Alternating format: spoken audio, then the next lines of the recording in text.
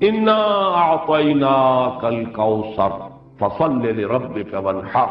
ان شانئک هو الابتر۔ اب یہاں سب سے پہلے تو لفظ کوثر کو سمجھنا ہے، یہ کثیر سے مبالغے کا صیغہ ہے، کثیر سے فعول کی وزن پر، ویسے مبالغے کے بہت سے اوزان ہیں لیکن یہ کہ ایک وزن جو ہے وہ فعول، فعل، تو یہ فعل کے وزن پر یہ مبالغے کا صیغہ ہے، کثرت انتہائی محتاط، اور اس سے مراد ہر خیر، ہر بھلائی،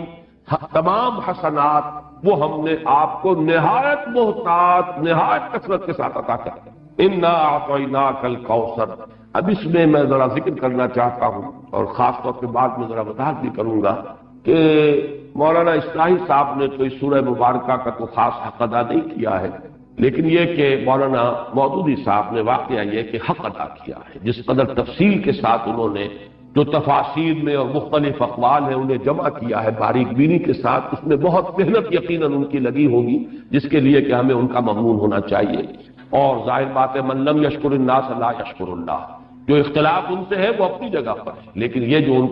ان کی خدمت ہے اس کی قدر کرنا، اور اس کا اگر کوئی فیض کسی کو پہنچے اس پر شکر کرنا، ان کے لیے دعائیں خیر کرنا، یہ واجب ہے۔ انہوں نے جو گنتی کی ہے کہ حضور کو کیا کیا خیر اللہ نے عطا فرمایا، اب ایک تو یہ ہے کہ اس کو عام پر جو ہے وہ ملحوظ کیا جائے، اور ایک ہے خاص روایات کے حوالے سے اس کا کیا مفہوم سامنے آتا ہے، تو وہی لغوی بات، اور پھر یہ کہ جو معصور ہے اور منقول ہے مفہوم کوثر کا، یہ دونوں میں آپ کے سامنے رکھ رہا ہوں۔ سب سے پہلی شے جو اللہ نے محمد الرسول اللہ کو کثرت سے عطا فرمائی وہ اخلاق حسن، اس لیے کہ دوسری ہی وحی میں فرمایا وَإِنَّكَ لَعَلَىٰ خُلُقٍ عَظِيمٍ، جس کا لوہا جو ہے وہ خود کفار قریش نے مانا الصادق الامین۔ ابو جہل بھی یہ نہیں کہہ سکا کہ محمد نے کبھی جھوٹ بولا، صاف مانا اس نے صلی اللہ علیہ وسلم کہ انہوں نے کبھی جھوٹ نہیں بولا۔ پھر یہ کہ سب سے بڑا خیر نبوت اور رسالت، نبوت، رسالت رحمت ہے، اور رحمت للعالمین بنا کر محمد الرسول اللہ صلی اللہ علیہ وسلم بھیجے گئے۔ تو یہ خیر کثیر، یہ خیر جو ہے نبوت اور رحمت، یہ اپنے منطقی انتہا کو پہنچی ہے، اپنے تکمیلی مرتبے کو پہنچی ہے محمد الرسول اللہ صلی اللہ علیہ وسلم کی شخصیت مبارکہ میں۔ اس اعتبار سے یہ دوسرا ہے۔ پھر جو تعلیمات آپ لے کر آئے، سب سے بڑی شے توحید، پھر وہ نظام توحید جس کا کہ سیاسی سطح پر اس کا نظام خلافت کا، معاشیات میں اس کا نظام امانت اور کفالت کا، یہ سارا نظام جو دیا یہ سب سے بڑا خیر ہے جس کی ضرورت ہے آج نوع انسانی۔ چنانچہ میں نے اسی کتاب میں نبی اکرم صلی اللہ علیہ وسلم کا مقصد بعثت میں اس پر بحث کی ہے۔ آج کی انسان کو، آج کی انسانیت کو جو انفرادی اخلاق ہیں، شخصی انسان کی انفرادی سیرت و کردار، اس کی اتنی زیادہ ضرورت نہیں ہے،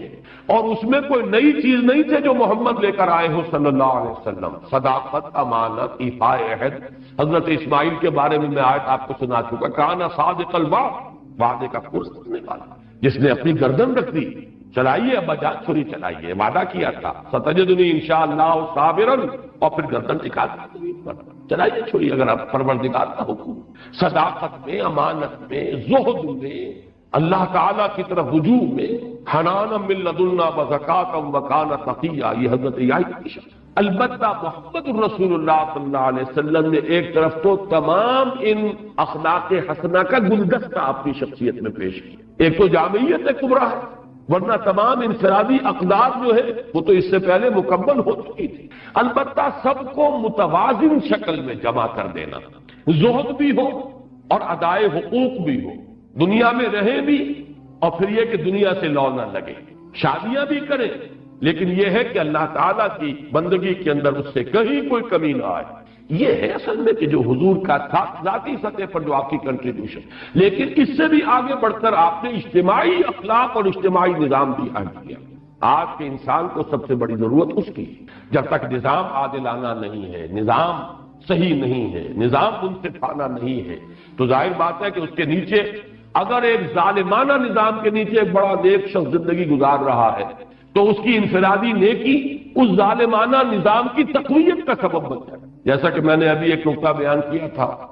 جنا ہال میں، تو سب لوگوں نے اس کو محسوس کیا، ایک دم چوک سے گئے ظالمانہ نظام ہے جاگیرداری اور سود خوری اور حرام خوری سے دولت کے انبار جمع کیے ہوئے ہیں۔ اس میں اگر آپ کوئی بڑا اچھا قانون بنا دے، 12ویں ترمیم بھی لے آئے، اگر چوری کا ڈکیتی کا خاتمہ ہو جائے تو فائدہ کس کو پہنچے؟ ان دولت مندوں کی دولت محفوظ ہو گئی نا، ان حرام خوروں کا جو کچھ دولت کا انبار ہے وہ محفوظ ہوگا نا۔ تو معلوم ہوا بہترین قانون غلط نظام کے تحت تو در حقیقت اس نظام کو قائم رکھنے اور اس کی تقویت کا ذریعہ بنتا۔ تو معلوم ہوا کہ اصل شے نظام، قانون سب سرو کرتا ہے نظام کو، قانون کسی نظام کو چلانے کا ذریعہ بنتا ہے۔ تو اگر نظام ہی غلط ہو تو صحیح ترین قانون بھی در حقیقت ایک نظام غلط نظام کو چلانے کا اور تقویت دینے کا ذریعہ بن جائے گا۔ تو سب سے بڑا خیر جو عطا کیا ہے، جس کے بارے میں اقبال کے وہ 2 اشعار بڑے قیمتی،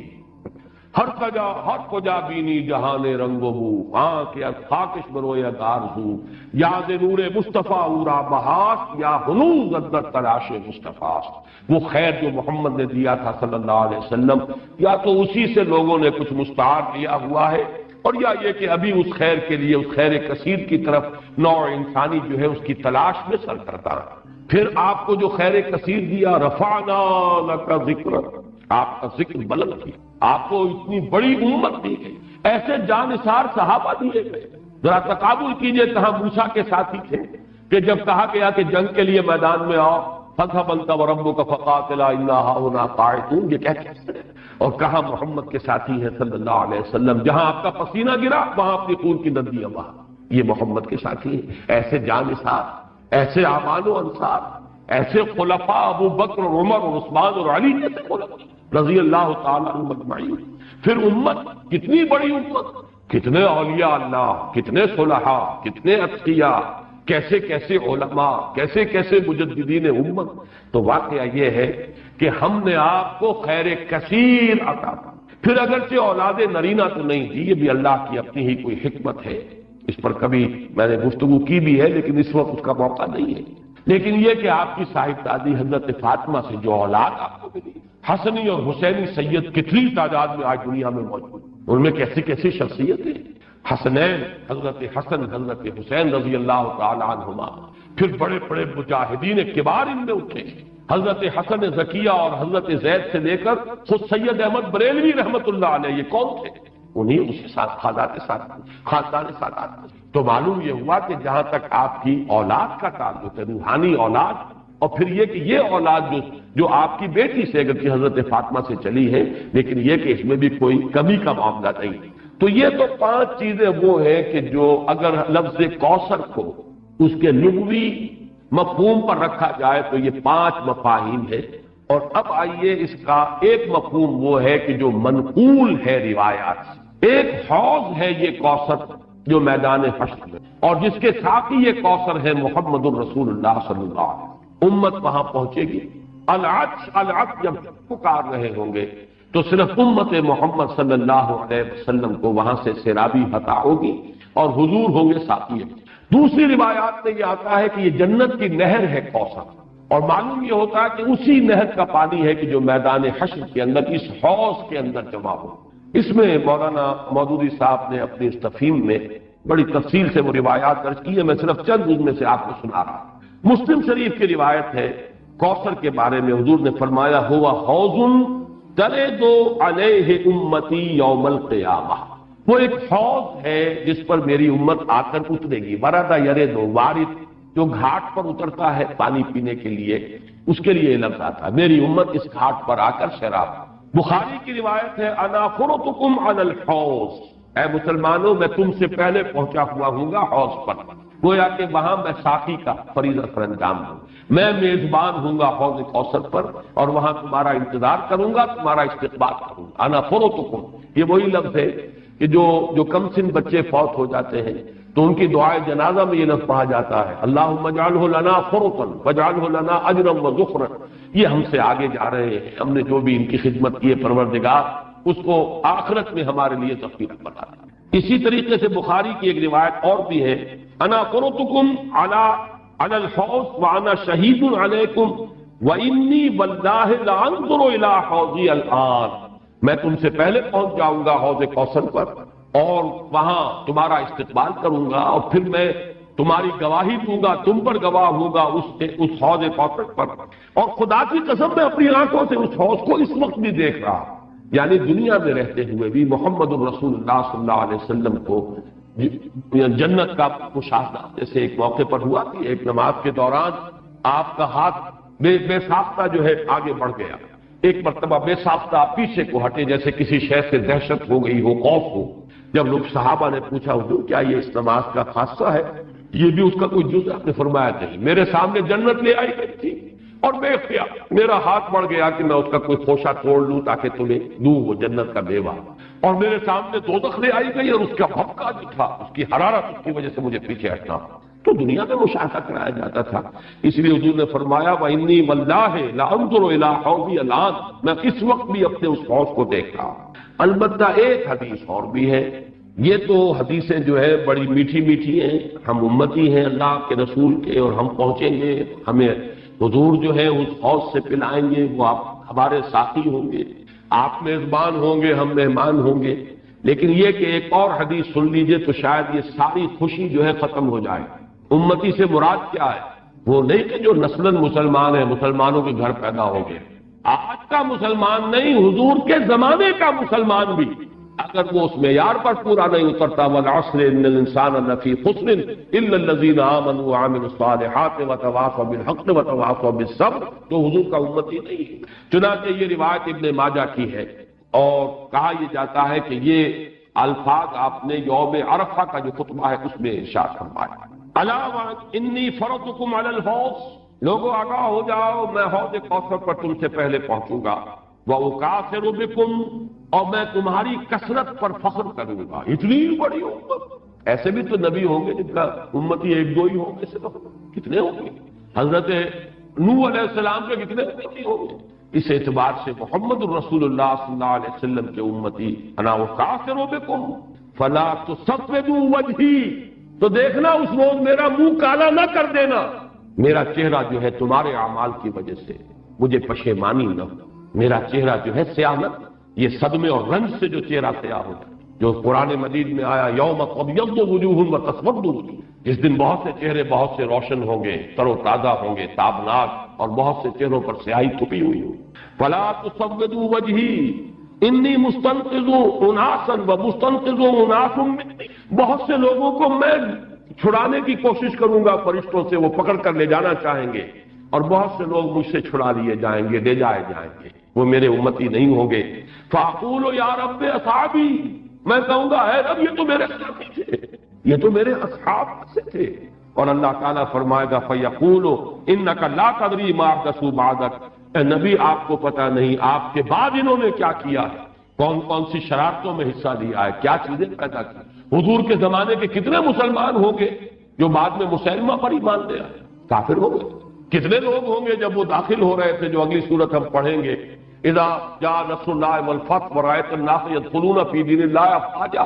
ان میں سے کتنے یخرجون من اللہ من دین اللہ افواجا ہو گئے، فوج کے فوج، قبیلے کے قبیلے، پورے کے پورے، یا زکات کے منکر ہو کر کافر ہو گئے، اور یا یہ کہ نبی جھوٹے نبیوں کو مان کر کافر ہو۔ تو اے نبی یہ آپ کے امتی نہیں ہے۔ پھر یہ کہ جنہوں نے بھی احدثوا بدعات ایجاد کی، وہ چیزیں جس کو فرمایا گیا ہے من احدث فی امرنا ھذا ما لیس منہ فہو رد، جو شخص ہمارے دین کے اندر کوئی چیز نئی بدعت، نئی شے ایجاد کرے گا جو اس میں سے نہیں ہے اصلاً، وہ مردود، اور وہ شے بھی مردود۔ تو اللہ تعالی ہمیں اس انجام بد سے بچائے کہ ہم تو وہاں پر پہنچے حوض کوثر پر کہ حضور صلی اللہ علیہ وسلم کے ہم مہمان اور آپ ہمارے میزبان، اور فرشتے ہمیں کھینچ کر لے جائیں، اور حضور بھی پکارتے رہ جائیں میری امت ہے کہاں لے کر جا رہے ہیں، اور آپ کو جواب ملے کہ نہیں اے نبی آپ کو معلوم نہیں، فیقول انک لا تدری ما احدث بعدک، اے نبی آپ کو پتہ نہیں آپ کے پیچھے کیا کرتے رہے۔ اس سے ان لوگوں کے خیال کی بھی نفی ہو جانی چاہیے جو سمجھتے ہیں کہ ہر شے جو ہے بعد میں جو ہوئی ہے وہ حضور کے علم میں ہے، ورنہ تو یہ الفاظ کہتے ہیں آپ کو پتہ نہیں انہوں نے آپ کے بعد کیا کیا۔ جو بھی اللہ بتاتا ہے، جو چیز پہنچانا چاہتا ہے پہنچتی ہے، جیسے آپ کی حیات دنیاوی کے دوران بھی جو اللہ علم دیتا تھا آپ کو علم ہو جاتا، جو اللہ تعالیٰ کی طرف سے نہیں دیا گیا کہ اس معاملے میں آپ بشر ہیں، انسان، بات آپ کو معلوم نہیں۔ بعد میں بھی جو چیزیں اللہ اب بھی عالم برزخ میں محمد الرسول اللہ کا جو بھی مقام ہے، جو کچھ اللہ پیش کرتا ہے پہنچاتا ہے پہنچتی ہے بات، لیکن جو اللہ نہیں پہنچاتا حضور کے پاس اپنا کوئی اختیار نہیں ہے کہ وہ ان تمام چیزوں کو جان لے۔ ورنہ یہ الفاظ جو ہے کہ آپ کو نہیں معلوم، انک لا تدری ما احدثوا بعدک، اپنے زمانے کے لوگوں کا بھی جو بعد میں حشر ہوا وہ اس حدیث کی روح سے ثابت ہو رہا ہے کہ حضور کو بتایا جائے گا کہ آپ کو معلوم نہیں، آپ دھوکہ نہ کھائیں کہ یہ آپ کے زمانے میں ایمان لے آئے تھے لہذا آپ کے صحابی ہیں، بعد میں جو کچھ انہوں نے کیا ہے وہ آپ کو معلوم ہے۔ بہرحال یہ ہے حوض کوثر اور وہ نہر کوثر جو حضور کو عطا فرمائی گئی۔ میں بعض روایات میں آتا ہے خاص طور پر کہ اس کی لمبائی اتنی ہوگی جتنی ایلاک جو یہ بندرگاہ ہے جس سے کہ سن 67 کی جنگ شروع ہوئی تھی، بلاکیٹ کر دیا تھا صدر ناصر نے، تو سن 67 کی عرب اسرائیل جنگ شروع ہوئی۔ یہ خلیج ایلا کے بالکل ٹپ کے اوپر جا کر بحر احمر جو ہے ریڈ سی اوپر جا کر تقسیم ہو جاتا ہے دو کھاڑیاں، ایک خلیج سویس ہے مغرب کی طرف جا رہی ہے شمال مغرب کی طرف، ایک ہے یہ خلیج عقبہ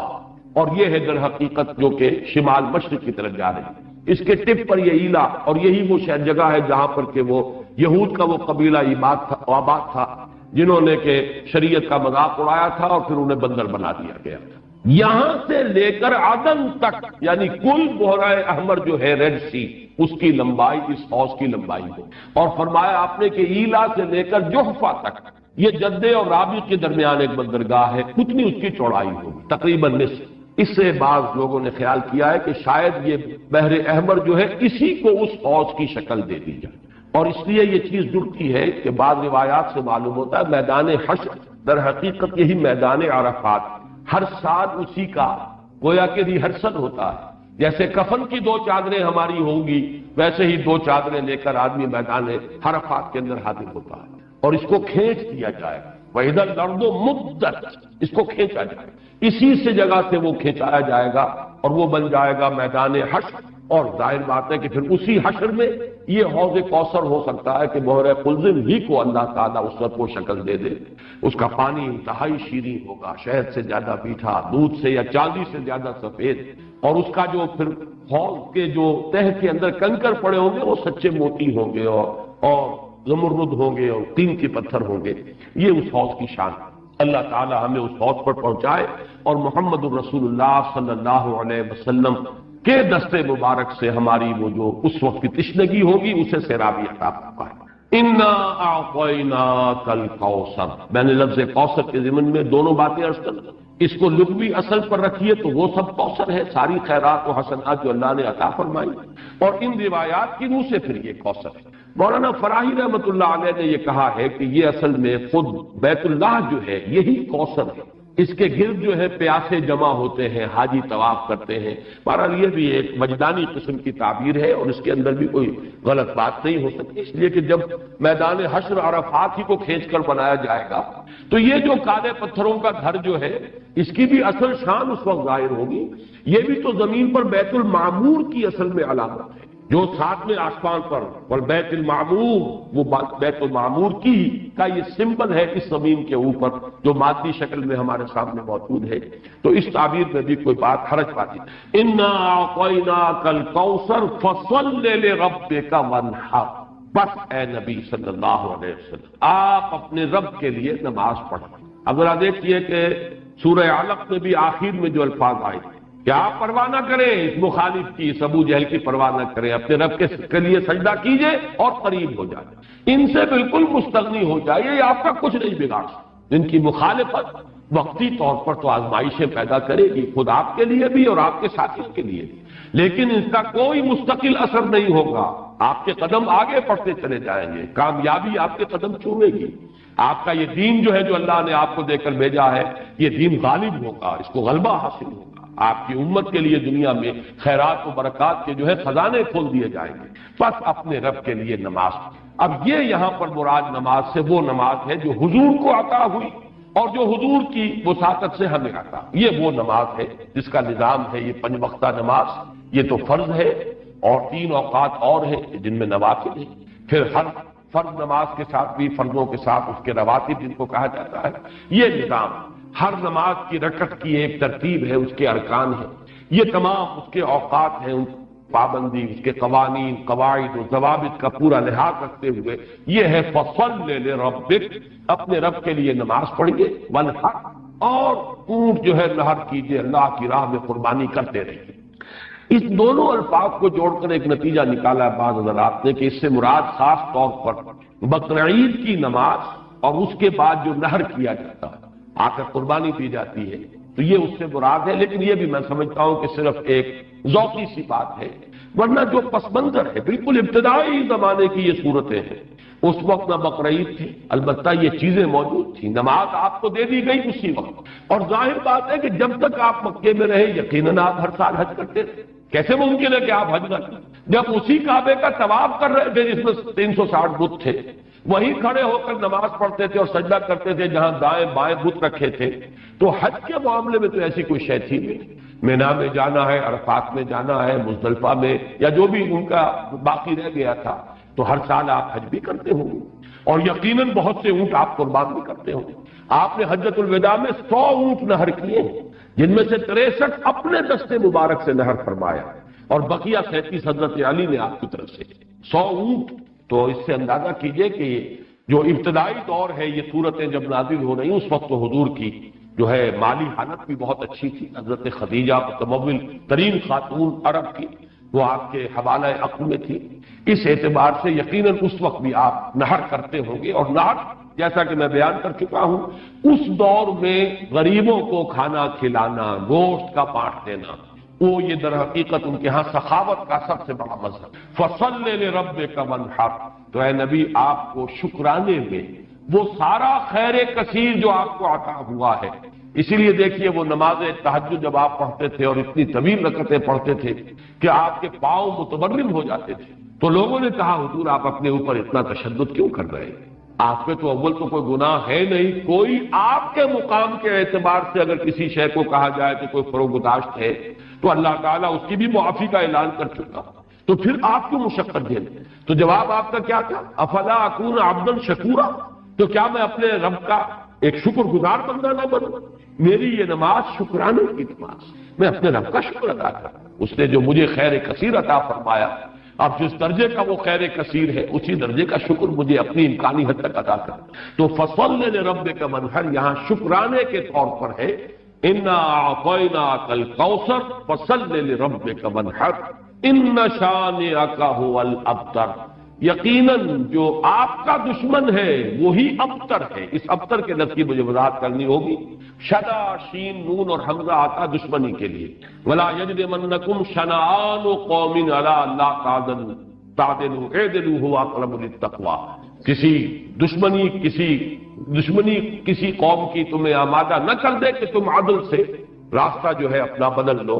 اور دستکش ہو جاؤ، عدل پر رہو، چاہے تمہارا دشمن ہے اس کے ساتھ لکھا۔ تو یہ شان یہ ہے، اس کے معنی دشمن، ان شانئک هو الابتر، یقیناً آپ کا دشمن ہی ابتر۔ ابتر کے معنی کیا ہے؟ با تا را کا مادہ آتا ہے بطر، کسی شے سے کٹ جانا۔ خاص طور پر ایک درخت ہے، اس کی شاخ کٹ گئی، علیحدہ ہو گئی، شاخ بریدہ، ظاہر بات ہے اب اس کے لیے زندگی نہیں ہے۔ جب تک درخت سے جڑی ہوئی تھی اس کے لیے تر و تازگی تھی، وہ بڑھے گی، اس پر پھل بھی آتا اگر وہ آم کا درخت تھا۔ اب جب کٹ گئی تو اب وہ سوکھے گی، ختم ہو جائے گی، اس کے لیے کوئی تر و تازگی نہیں ہے، اس کا کوئی شاندار مستقبل نہیں۔ تو یہ کسی شے سے کٹ جانا، اسی معنی میں قوم سے کٹ جانا، علیحدہ ہو جانا، تنہا رہ جانا۔ لا تجعلنی فردا، مجھے اکیلا نہ بنا دے، تو یہ جو آتا ہے کہ میں اکیلا نہ رہ جاؤں، اس کے لیے بھی یہ لفظ آتا۔ اور پھر جس کا ذکر یا جس کا سلسلہ منقطع ہو جانا، جس کے ہاں اولاد نہ ہو، اب نام اس کا کہاں رہے گا؟ اولاد نہیں ہے، وہ بھی ابتر ہے، گویا کہ اس کا ذکر باقی رکھنے والا کوئی نہیں رہا، اس کا نام نہیں رہے گا دنیا میں، اس لیے کہ اولاد نہیں، خاص طور پر اولاد نرینہ۔ اسی طریقے سے جس جانور کی، جس چوپائے کی دم کٹی ہوئی ہے اسے ابتر کہتے ہیں، دم کٹا،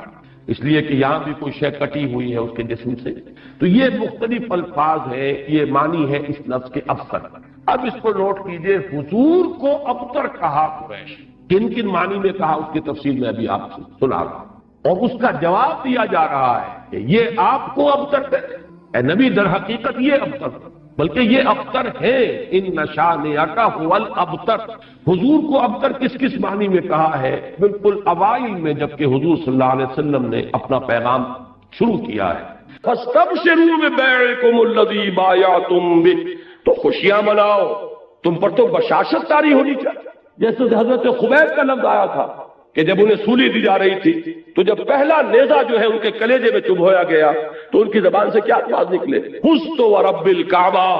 کعبے کے رب کی قسم میں کامیاب ہو گیا۔ یہ اگر بشاشت کی کیفیت نہیں ہے تو اس کا سبب کیا ہے کہ معلوم ہوتا ہے کہ آخرت پر ہمارا یقین اتنا پختہ نہیں، ورنہ اللہ کے وعدے راح و ریحان و جنت النعیم، وہ جنت کے جس کے نعمتیں وہ ہیں کہ جن کا ہم اس دنیا میں تصور نہیں کر سکتے، اگر اس کے وعدے پر یقین ہے۔ اسی لیے سورہ عنکبوت کے پہلے رکوع میں آیا تھا، میں نے پوری تفصیل سے بیان کیا تھا کہ یہ نہ سمجھنا کہ تمہارے ساتھ جو ہم وعدے کیے کر رہے ہیں، من کان یرجو لقاء اللہ فإن اجل اللہ لآت وهو السمیع العلیم والذین آمنوا باللہ والذین آمنوا وعملوا الصالحات لنکفرن عنہم سیئاتہم وَلَنَجْزِيَنَّهُمْ الَّذِي كَانُوا يَعْمَلُونَ۔ یہ سارا کس لیے کہ یقین رکھو تمہاری یہ محنتیں اکارت نہیں جائے، تمہارا یہ اثار، تمہاری یہ قربانیاں، تمہاری یہ مشقتیں یہ ان ریوارڈڈ نہیں جائیں گی۔ تمہارا وہ پروردگار دیکھ رہا ہے، بلال وہ تم پر بیت رہی ہے، تمہارا رب دیکھ رہا ہے۔ اے خباب جو کچھ تم پر اس وقت گزر رہی ہے تم اپنے رب کی نگاہوں میں ہو، فَإِنَّكَ بِأَعْيُنِنَا،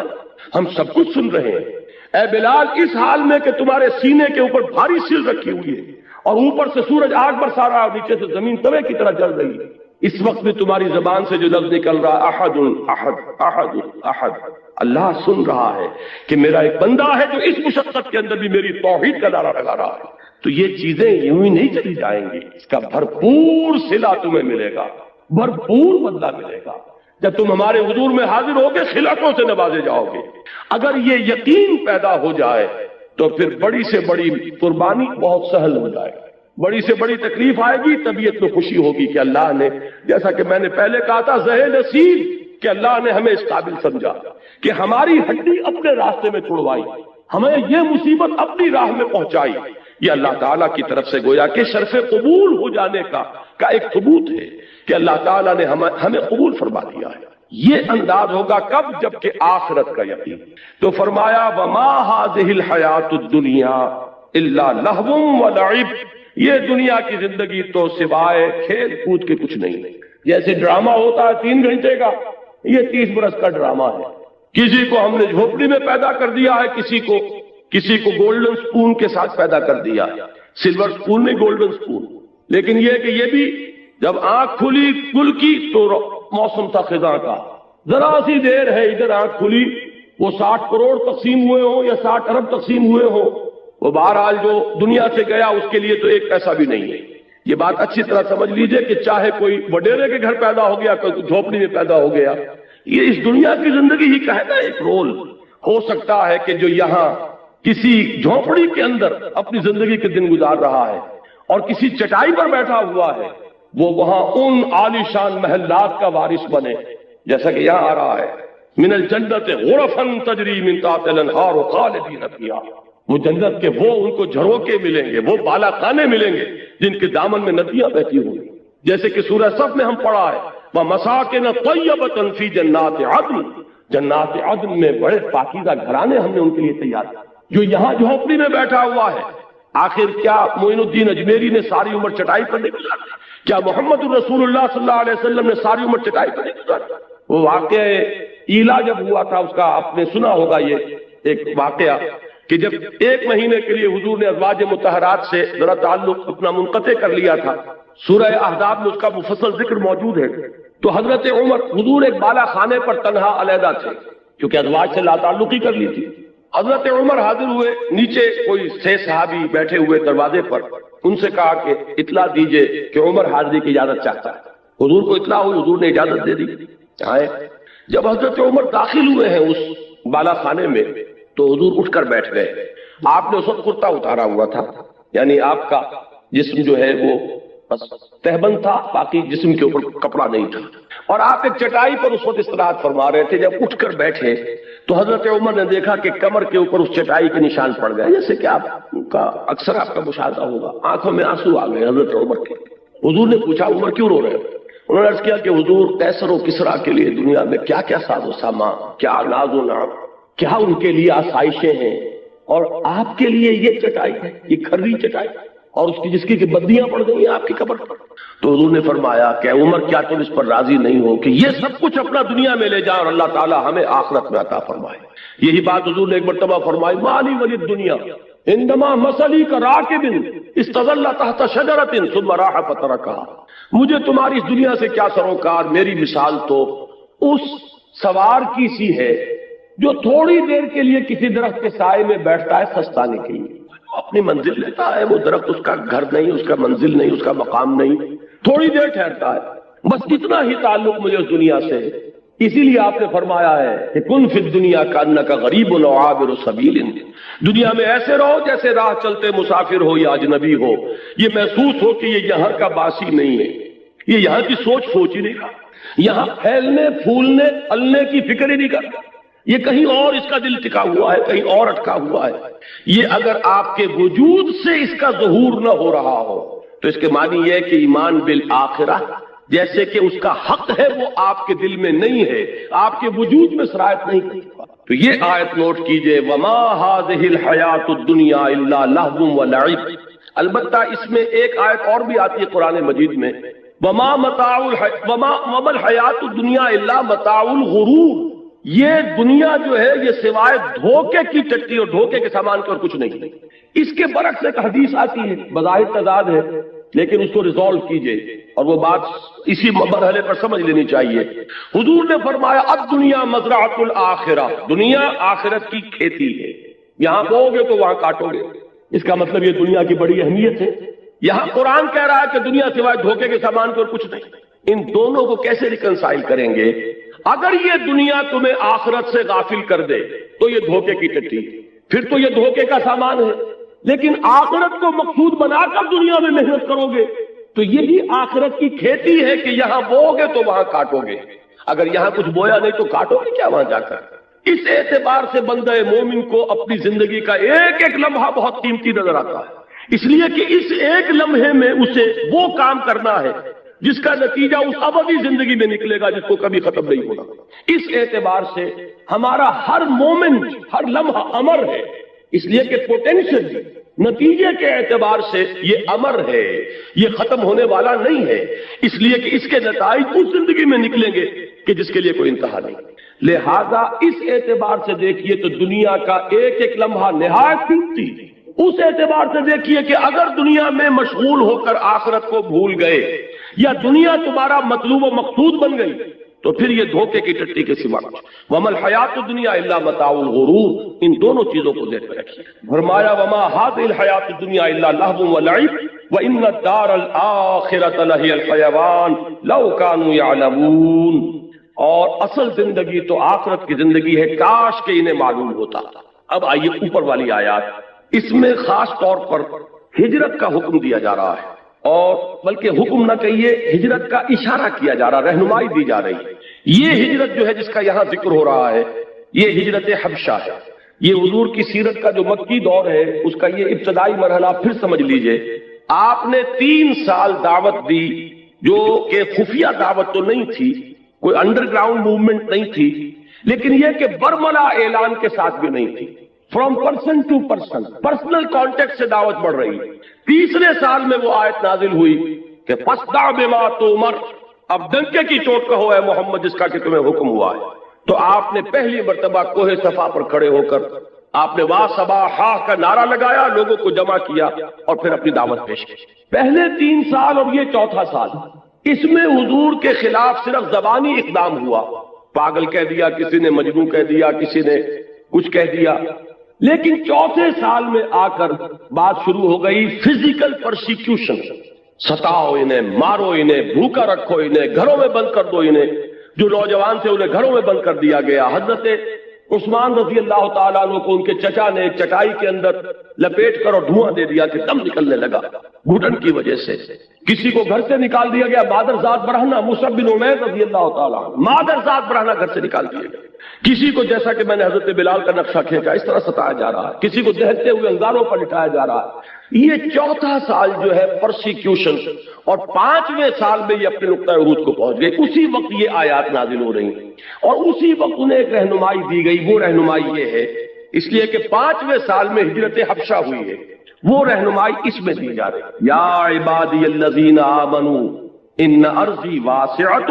فایای فاعبدون، اے میرے بندو میری زمین بہت کشادہ ہے۔ ذرا اندازہ کیجئے کتنے لطیف پیرائے میں بات کہی جا رہی ہے۔ یہ نہیں کہا گیا ہجرت کا لفظ یہاں کہیں نہیں آیا، میری زمین بہت کشادہ ہے،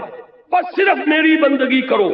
یہ بس صرف میری بندگی کرو کا مفہوم کیا ہے، یہ تو انشاءاللہ کل تفصیل سے بیان ہوگا۔ عقیدہ توحید کے عملی تقاضے پر جب یہیں پر اسی مقام پر مجھے تقریر کرنی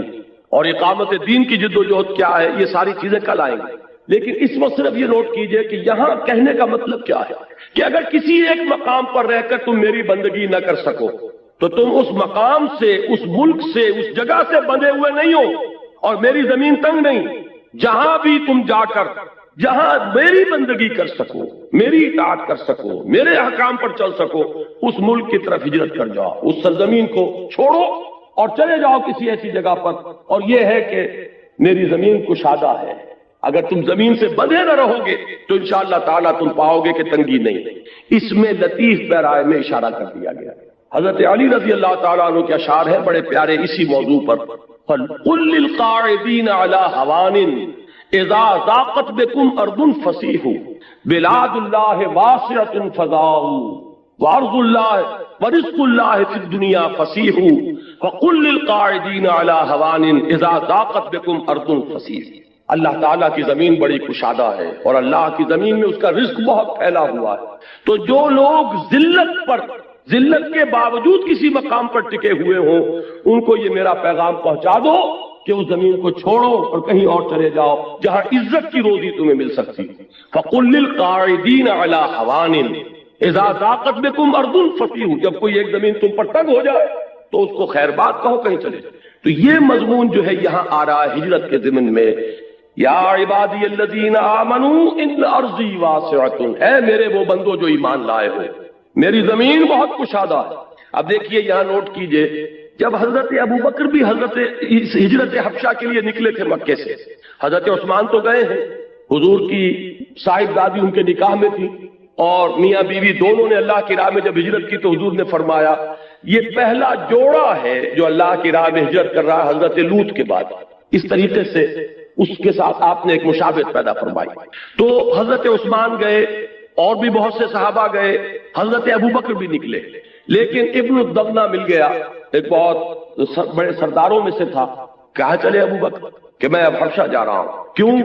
کہ یہاں مکے والے مجھے خدائے واحد کی پرستش نہیں کرنے دیتے، میرے راہ میں رکاوٹ ڈال رہے ہیں۔ میں ایک اللہ کو پوجنا چاہتا ہوں، ایک اللہ کی بندگی کرنا چاہتا ہوں، لیکن یہ کہ وہ میرے راستے میں رکاوٹ ڈال رہے ہیں، مجھے ستا رہے ہیں۔ تو اس شخص نے کہا تھا کہ ابو بکر ہم تمہیں کیسے جانے دیں گے جبکہ تم تو یتیموں کی سرپرستی کرتے ہو، بیواؤں کی خبرگیری کرتے ہو، تم بھوکوں کو کھانا کھلاتے ہو۔ یہ میں عرض کیا کرتا ہوں کہ یہ صدیقیت کا جو مقام ہے اور صدیقیت کبریٰ حضرت صدیق اکبر ہے ابو بکر، اس کا ایک بڑا قریبی تعلق ہوتا ہے مقام نبوت سے۔ یہی الفاظ کہے تھے حضرت خدیجہ رضی اللہ تعالی عنہا نے جب حضور پر پہلی وحی نازل ہوئی ہے اور حضور پر ایک خوف کسی کیفیت طاری تھی، اور حضور نے یہاں تک الفاظ فرمائے کہ خشیت علی نفسی، مجھے تو اپنی جان کا خطرہ ہے، کتنی بھاری ذمہ داری مجھ پر آ گئی ہے، یہ اتنا بگڑا ہوا معاشرہ، اب اس کو میں دعوت دوں، توحید کی دعوت، توحید کا نعرہ یہاں لگانا جہاں عین خانہ کعبہ میں 360 بت رکھے ہوئے ہوں، تو خشیت علی نفسی، مجھے تو اپنی جان کا۔ تو حضرت خدیجہ نے جو تسلی دی تھی ان کے الفاظ یہی تھے، اللہ آپ کو ہرگز ضائع نہیں کرے گا، آپ یتیموں کی سرپرستی فرماتے ہیں، بیواؤں کی خبرگیری کرتے ہیں، آپ مسافروں کی مہمان نوازی کرتے ہیں، آپ غریبوں کی مدد کرتے ہیں، اللہ آپ کو ضائع نہیں فرمایا۔ بالکل وہی الفاظ ابن الدغنہ نے حضرت ابو بکر سے کہے کہ میرا ذمہ، چلو تم وہاں چلو اور جس کو تم پوجنا چاہو، جو بندگی کرنا چاہو کرو، تمہیں کوئی نہیں روک سکتا، اور ہم تمہیں we can't afford to lose you, ہم تمہیں کیسے جانے دیں گے، تم تو ہمارا قیمتی سرمایہ ہو۔ تو حضرت ابو بکر واپس آئے، حضرت ابو بکر نے اب اپنے گھر میں مسجد بنا لی اور خوب بلند آواز سے قرآن پڑھنا شروع کیا۔ اب وہ سارے لوگ جو حیران ہوئے کہ ان کو جرأت کیسے ہو گئی ہے، لہذا وہ سب کے سب جب انہیں معلوم ہوا کہ ابن الدغنہ نے امان دی ہے، ان کے پاس پہنچے، یہ تم نے ہمارے لیے کیا مصیبت کھڑی کر دی؟ ابو بکر بڑی بلند آواز سے قرآن پڑھتے ہیں، ہماری عورتیں ہمارے بچے سنتے ہیں، یہ تو گویا کہ یہ جنگل کی آگ کی طرح یہ بات پھیل جائے گا۔ تو ابن الدغنہ نے آ کر کہا کہ ابو بکر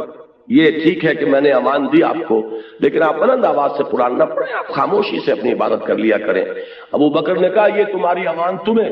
مبارک ہو، میں تو جو بھی اللہ کا حکم ہے اس کو بربلا دیا گیا۔ بہرحال میں نے یہاں یہ عرض کیا ہے کہ بالکل یہی بات حضرت ابو بکر نے فرمائی تھی کہ یہاں کے لوگ مجھے خدائے واحد کی عبادت نہیں کرنے دیتے، اس لیے میں اس سرزمین کو خیر بات کہہ رہا ہوں، ورنہ کیا ابو بکر کو مکے کی زمین سے محبت نہ تھی؟ کیا حضور جب ہجرت کر کے جا رہے تھے، آپ کو یاد ہوگا کہ جب خانہ کعبہ سے خطاب کیا تھا حضور نے کہا کعبہ مجھے تجھ سے انتہائی محبت ہے، لیکن کیا